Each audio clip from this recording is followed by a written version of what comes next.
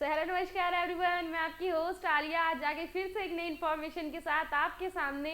आज जो न्यूज़ निकल कर ग्रेटर नोएडा की आ रही है वो हम देखेंगे। ग्रेटर नोएडा के 83 किसानों के लिए 6% आवासीय भूखंड का रास्ता साफ। तो बेसिकली 6% से रिलेटेड एक नई इन्फॉर्मेशन निकल के आई है ग्रेटर नोएडा प्राधिकरण से। आइए चलते हैं और देखते हैं कि वो क्या इन्फॉर्मेशन है।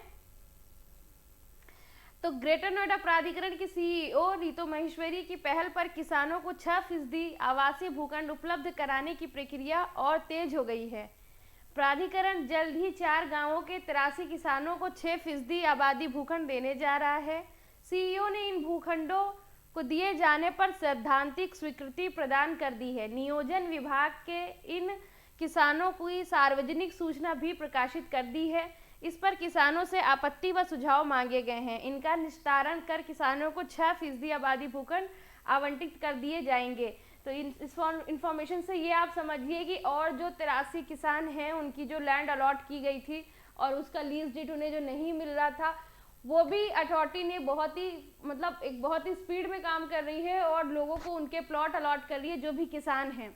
दरअसल ग्रेटर नोएडा प्राधिकरण की बीते साल 28 दिसंबर को संपन्न 128वीं बोर्ड बैठक में किसानों को दे 6 व 10 आबादी भूखंडों के नियोजन व आवंटन की प्रक्रिया को और पारदर्शी बनाने से के लिए प्रस्ताव अनुमोदित किया गया था।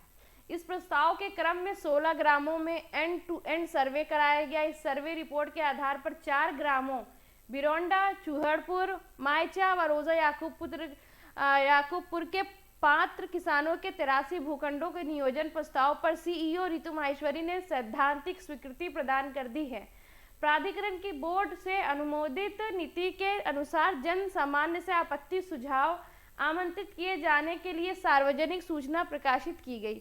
ग्राम बिरोंडा में आपत्ति सुझाव प्राप्त हो चुके हैं। ग्राम चूहड़पुर की सार्वजनिक सूचना प्रकाशित की जा चुकी है। इसके अलावा रोजा याकूबपुर व मायचा की सार्वजनिक सूचना शीघ्र प्रकाशित कराया जाने की प्रक्रिया चल रही है। तो ये 4 ऐसी लोकेशन थी जो आपने यहाँ देखा, मायचा, रोजा याकूबपुर, बिरोंडा और चूहड़पुर में, जहाँ पे ये अपडेट आपको निकल के आ रही है कि किस तरह से उनको चीज़ों को आवंटन किया जा रहा है, किस तरह से वो निकाले जा रहे हैं। प्राधिकरण के सीईओ अमनदीप डुली ने बताया कि सार्वजनिक सूचना के प्रकाशन के बाद प्राप्त आपत्ति सुझाव पर शीघ्र सुनवाई कर निस्तारण किया जाएगा। इसके बाद भूखंडों का आवंटन किया जाएगा। 2 अन्य ग्रामों जैतपुर, वैशपुर व खोदना खुर्द के भूखंडों के नियोजन के प्रस्ताव तैयार कराए गए हैं। इनकी सैद्धांतिक स्वीकृति की प्रक्रिया चल रही है।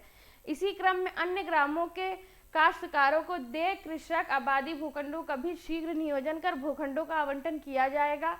समान आकार के भूखंडों का ड्रॉ के माध्यम से आवंटन किया जाएगा। वहीं सीईओ के निर्देश पर आबादी के लीज बैंक के प्रकरणों को निपटाने की दिशा में भी तेजी से प्रयास किए जा रहे हैं। लंबे अरसे बाद लीज बैंक प्रकरणों के लिए एसीईओ की अध्यक्षता में बनी समिति किसानों की सुनवाई कर रही है। समिति अपनी रिपोर्ट तैयार कर सीईओ की अध्यक्षता वाली समिति के समक्ष रखेगी।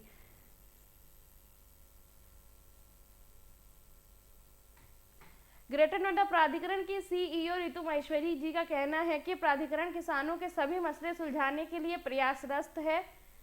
ग्राम विकास हो, लीज बैंक हो या फिर 6% आवासीय भूखंड के प्रकरण हो, सभी को हल करने की पूरी कोशिश की जा रही है। किसानों के ये सभी प्रकरण जल्द ही सुलझा दिए जाएंगे।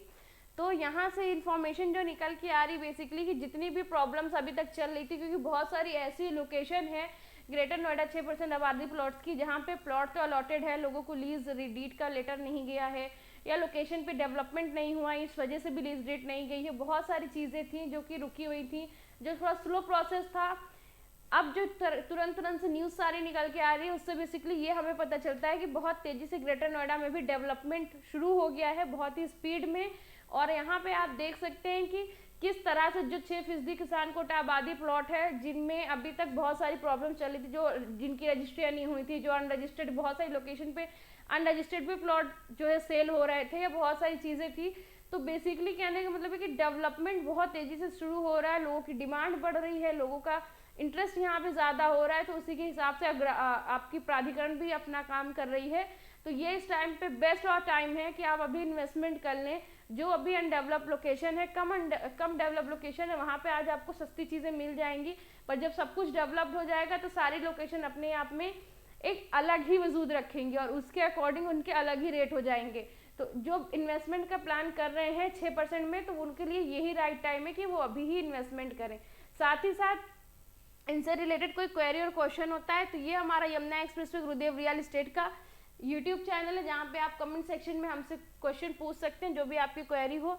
साथ ही साथ ये हमारा ऑफिस एड्रेस है AC 14 पे अंसल गोल्डफिंग 1 adjoining Yamuna expressway authority Greater Noida. आप हमारे ऑफिस विजिट करिए, आपकी जो भी क्वेरीज होते हैं, जो भी क्वेश्चन होते हैं वो हमसे डिस्कस करिए। साथ ही साथ कुछ नंबर आप यहाँ पे स्क्रीन पे देख रहे हैं, इन नंबर्स पे आप हमें कॉल कर सकते हैं, हमसे कांटेक्ट कर सकते हैं।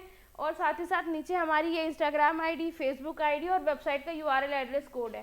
सारे मीडियम पे आप हमें फॉलो कर सकते हैं और हमसे कनेक्ट हो सकते हैं। तो जो भी इन्वेस्टमेंट का आप प्लान कर रहे हैं, ये राइट टाइम में आप इन्वेस्टमेंट का प्लान करिए, सेफ इन्वेस्टमेंट करिए, हेल्दी इन्वेस्टमेंट करिए। वीडियो अच्छी लगी तो वीडियो को लाइक शेयर करिए। मिलते हैं नई इन्फॉर्मेशन के साथ। Thank you so much.